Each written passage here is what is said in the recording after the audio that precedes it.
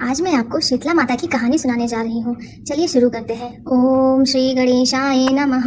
एक बार शीतला माता ने सोचा, चलो आज मैं देखूं कि धरती पर मेरी पूजा कौन करता है, कौन मुझे मानता है। यही सोचकर शीतला माता धरती पर राजस्थान के डोंगरी गांव में आई और देखा कि गांव में मेरा मंदिर नहीं है, ना ही कोई भी मेरी पूजा करता है।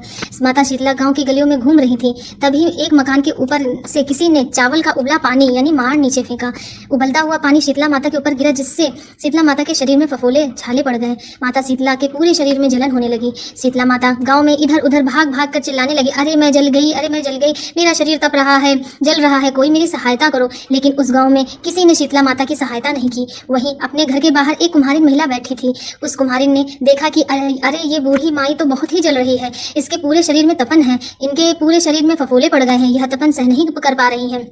तब उस कुम्हारिन ने कहा, हे माँ तू यहाँ आकर बैठ जा, मैं तेरे शरीर के ऊपर ठंडा पानी डालती हूँ। कुम्हारिन ने उस बूढ़ी माई के पर खूब सारा ठंडा पानी डाला और बोली, हे माँ मेरे घर में रात की बनी हुई राबड़ी रखी है, थोड़ा दही भी है, तो दही राबड़ी खा ले। जब बूढ़ी माई ने ठंडी ज्वार के आटे की राबड़ी और दही खाया तो उनके शरीर को ठंडक मिली।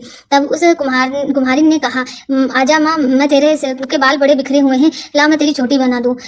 और कुम्हारिन माई की चोटी बुनने हेतु कंघी बालों में करती रही। अचानक कुम्हारिन की नजर उस बूढ़ी माई के सिर के पीछे पड़ी तो कुम्हारिन ने देखा कि एक आंख बालों के अंदर छुपी हुई है। यह देखकर कुम्हारिन डर के मारे घबरा कर भागने लगी। तभी उस बूढ़ी माई ने कहा, रुक जा बेटी, तू डर मत, मैं कोई भूत प्रेत नहीं हूँ, मैं शीतला देवी हूँ। मैं तो इस धरती पर देखने आई थी कि मुझे कौन मानता है, कौन मेरी पूजा करता है। इतना कहकर माता चार भुजा वाली हीरे जवाहरात के आभूषण सिर पर स्वर्ण मुकुट धारण किए हुए अपने असली रूप में प्रकट हुई।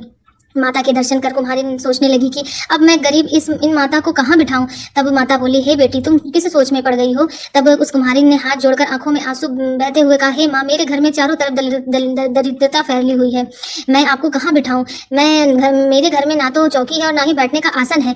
तब शीतला माता प्रसन्न होकर उस कुम्हारिन के घर पर खड़े हुए गधे पर बैठकर एक हाथ पे झाड़ू और दूसरे हाथ पे डलिया लेकर कुम्हारिन के घर की दरिद्रता को झाड़कर डलिया से बाहर फेंक दिया और उस कुम्हारिन से कहा, हे बेटी, मैं तेरी सच्ची भक्ति से प्रसन्न हूँ, अब तुझे जो भी चाहिए मुझसे वरदान मांग लो।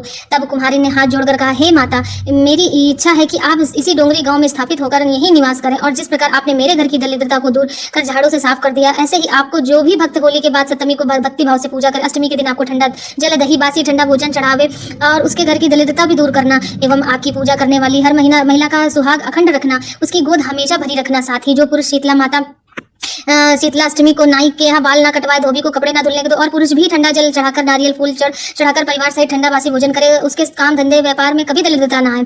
तब माता बोली, तथास्तु, हे बेटी, जो तूने वरदान मांगा है मैं उस सब तुझे देती हूँ। हे बेटी, मुझे तुझे आशीर्वाद देती हूँ कि मेरी पूजा का मुख्य अधिकार इस धरती पर सिर्फ तुम्हारे कारण कुम्हार जाति को ही होगा। तभी से इस दिन से डोंगरी गाँव में शीतला माता स्थापित हो गई और उस गाँव का नाम शील डोंगरी रखा गया।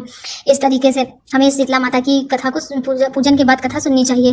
बोलो शीतला माता की जय, बोलो शीतला माता की जय।